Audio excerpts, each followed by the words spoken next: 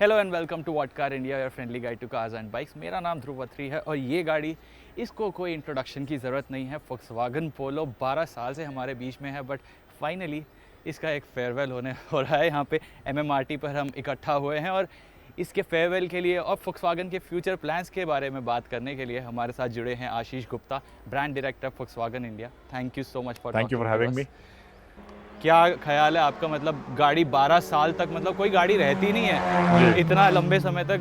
Volkswagen पोलो ने अपना बना के रखी है बादशाहत, मतलब प्रीमियम हैचबैक सेगमेंट में। तो what are your thoughts about it? नहीं, अगर जैसे आपने कहा कि पोलो ने बेसिकली प्रीमियम हैचबैक सेगमेंट को डिफाइन किया है इंडिया में। ऐसी कोई सेगमेंट इंडिया में कभी एग्जिस्ट नहीं करती थी, तो Polo actually created that segment.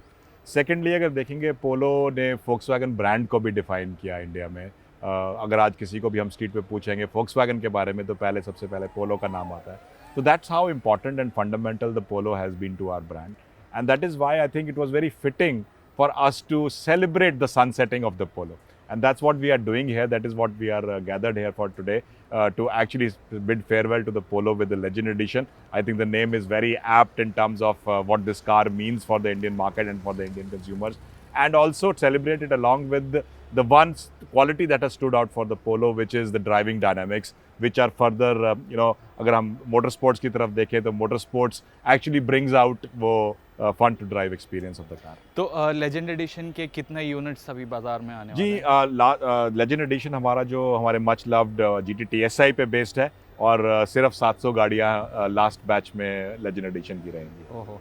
सो इसके जाने के बाद फिर आपकी एंट्री लेवल प्रोडक्ट टाइगुन रहेगी, मतलब? जी बिल्कुल। तो इससे नीचे कुछ भी प्रोडक्ट नहीं आने वाला? करंटली हमारा इस वक्त कोई प्लान नहीं है। आई थिंक अगर हम देखें तो पोलो और वेंतो के हमारे मोर देन 4 लाख कस्टमर्स हैं इंडिया में। उनके लिए एक बड़ा नेचुरल प्रोग्रेशन है to go to Taigun and the Virtus and the Tiguan, and that is what these the new MQB based cars are offering to the customers.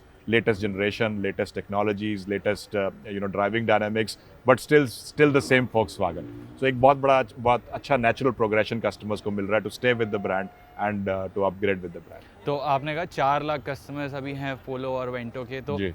अभी पोलो के customers को आप सपोर्ट कैसे करने वाले हैं? जी देखिए, हमारा as part of our policies for any end of production model, we continue to provide parts and services for 10 years. So that is very much in place for the Polo and the Vento as well. We have already built a special manufacturing facility to continue to produce parts for the Polo and Vento, and also a special storage facility for making sure that parts continue to be available to customers. Volkswagen की अभी India 2.0 में SUV strategy को आप बुला रहे हैं। तो SUV obviously Tiguan SUV है और टिगुआन भी SUV है, बट स्कोडा लेके आने वाली है एक compact SUV ji, MQB A0i। So I'm not sure वो ला रहे हैं कि नहीं, I don't know that is something which they have confirmed or not, but from my point of view ये देखिए, it's a matter of choice. Okay, where do we see our brand progressing to? हम अपने brand को कहाँ लेके जाना चाहते हैं? हम अपने ब्रांड को पोजीशन कर रहे हैं as a top of volume premium brand. So that is where I would say कि हमारा आगे के जो भी प्रोडक्ट इंट्रोडक्शंस होंगे, that have to stay true to the positioning और the aspiration customers have from us. अगर ग्लोबली भी देखें, ग्लोबली भी as a brand we are transitioning to an electrical future.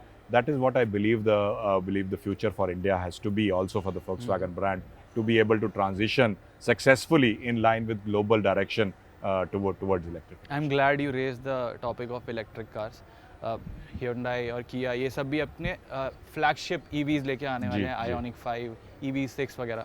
तो ID4 में भी इंडिया आ सकती है? देखिए, if I talk about electrification, and when I talk about electrification, it is more towards mass electrification, electric cars in volumes.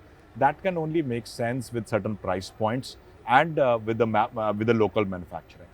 That I would say for us at least as a brand is at least 5 to 6 years away. We are looking at it only in the second half of the decade.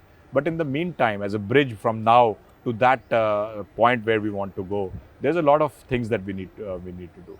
अगर देखेंगे, गाड़ी introduce करना और electric car को introduce करना is a small part of electrification. आपका ecosystem होना चाहिए, right from where is the energy which is powering the cars coming from, how will the batteries be disposed. So there's an entire ecosystem that needs to be built, and that requires a lot of market research. तो हम ये अगले 3-4 साल में हमारा objective यही रहेगा कि हम अपने global portfolio, and that is where we are lucky कि हम एक लीडर हैं इलेक्ट्रिफिकेशन में वर्ल्ड ओवर, हमारे पास प्रोडक्ट्स अवेलेबल हैं, तो उसमें से कुछ प्रोडक्ट्स इंडिया में लिमिटेड वॉल्यूम में लाके we would surely like to try the market, see how the ecosystem is prepared to handle it, and then go into mass electrification. SUVs और ईवीज की बात करते रहेंगे, but right now it's the Polo here. जी तो Polo GTI जी। India आने वाली है, तो कब आने वाली है एंड कितने यूनिट्स आने वाले हैं, कुछ idea? To be honest, this is not decided as yet. Yeah, the Polo GTI. Everybody asks me कब आप Polo GTI लेकर आएंगे. गाड़ी globally available है. Right now, I wouldn't say it's a very conducive atmosphere. Globally पूरे production constraints चल रहे हैं, availability is a constraint. So definitely मेरी भी list पे है. किस time पे, किस price पे, वो time बताएगा. तो आप ग्लोबली कंस्ट्रेंट्स की मैं वही बात कर रहा हूँ, अभी वर्ल्ड थोड़ा खुलना शुरू हो गया है, काफ़ी फ्लाइट्स वगैरह भी उड़ने लग गई हैं and everything is coming back to normal. तो सेमीकंडक्टर शॉर्टेज का इस समय क्या हाल है? सेमीकंडक्टर जो टॉपिक है वो आई थिंक नेक्स्ट 6 months तक अफेक्ट करता रहेगा इंडस्ट्री को. That is the sense I get from my global colleagues as well. Components की थोड़ी अवेलेबिलिटी बेटर हुई थी I think in January and February, but next 3 months again situation similar लग रही है. काफ़ी सारे क्रिटिकल कंपोनेंट शॉर्टेज में है. So that I think will continue, and the geopolitical issues in Europe are not helping the cause. T-Roc, is it coming back? T-Roc, as I said, the T-Roc was always a bridging product. Between 2019 and 20, Okay. we actually decided to import limited 2,000 numbers into India. That quota has been completed. We have completed that. The objective was always to bridge to the Taigun Okay. and the Virtus, right? So now we are here with the Taigun and the Virtus. We have the youngest portfolio in the industry. Taigun सिर्फ 6 महीने से भी कम हुआ introduce हुआ है. Virtus अभी introduce नहीं हुई. टिगुआन जनवरी में इंट्रोड्यूस हुई है. तो 3 प्रोडक्ट हैं हमारे पास, very exciting products. Response has been excellent. तो इनको सक्सेस करना है हमें अगले 2-3 साल में. एसयूवीज में ये एक और लास्ट मेरे हाँ पास जी. सवाल आ गया, because Tiguan is there, Tiguan all space उससे पहले आती जी. थी, एंड उस सेगमेंट में ना इट्स 7 सीटर्स का बोलबाला ज़्यादा है, गाड़ियाँ बड़ी लोग चाहते हैं उस प्राइस पॉइंट पर, तो ऑल स्पेस में भी can it come? Everything can come, so But are you considering no, it? right now we are not. I think as I said, T-Roc और Tiguan All Space हमने 2 साल के लिए import करने का प्लान बनाया था. But having said that, गाड़ी अवेलेबल है ग्लोबली. अगर कंडीशंस राइट हो, हमारे पास प्राइस पॉइंट्स मिल सके मार्केट में, why not? Alright, thank you so much for talking to us. Thank you.